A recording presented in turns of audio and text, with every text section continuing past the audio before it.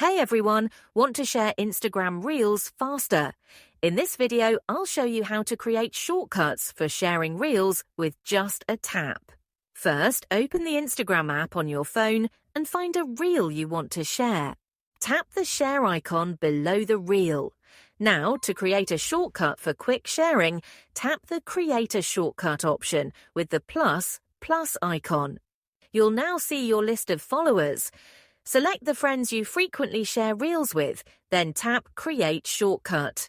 This group will now appear as a shortcut every time you want to share a Reel. To use the shortcut, simply tap on it and hit Send Separately. The Reel will be sent instantly to everyone in that shortcut group.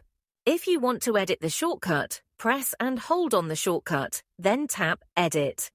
From here, you can add or remove people and even choose a custom emoji to label the shortcut. After making changes, tap Save. If you found this tutorial helpful, give it a thumbs up and subscribe for more Instagram tips. Thanks for watching and see you in the next video.